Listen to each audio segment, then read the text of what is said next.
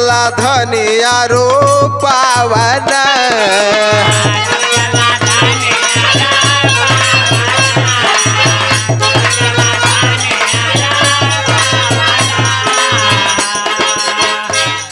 अरे भार पर काम करी जब हम अकेल हो मिल जाई साथ तोहर करे के दुकेल हो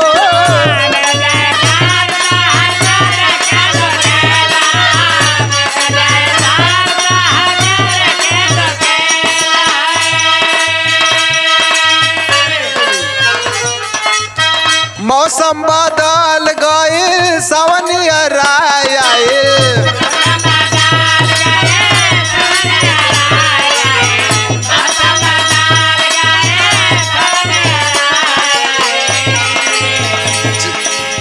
चला चला संडा ऊपर आवाना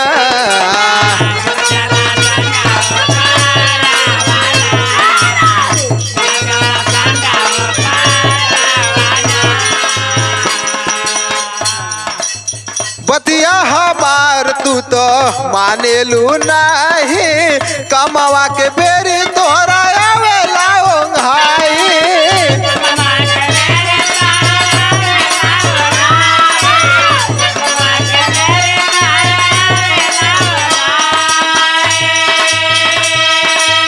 सब करो पाए गईल हमर पिछड़ाई गए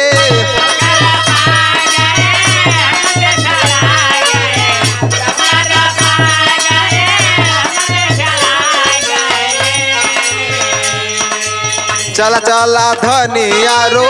पावना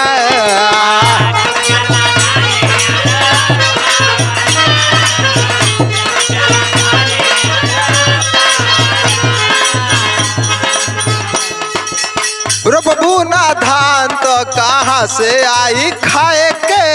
बतिया हमार तोरा मन नहीं भावे के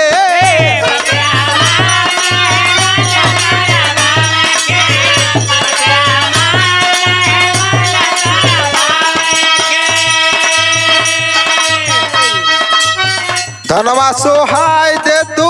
रंग में लियाई दे तू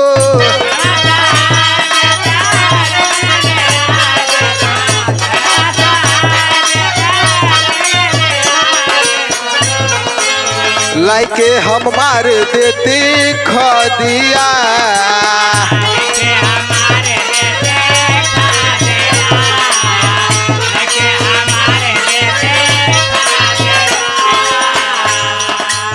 चल चला धान रोपे धनिया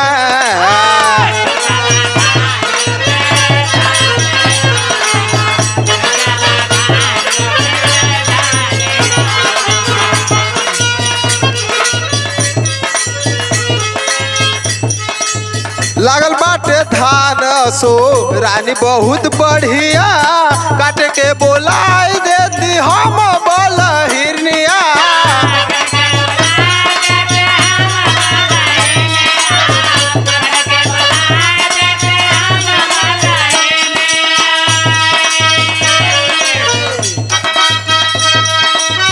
दिलवा सवार जाई मनवा लहर जाई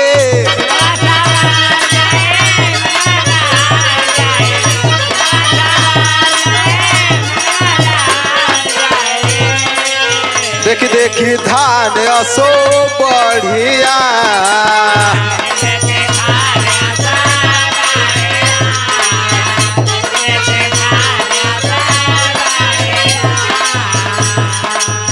खेतो तैयार कने बियो लगायले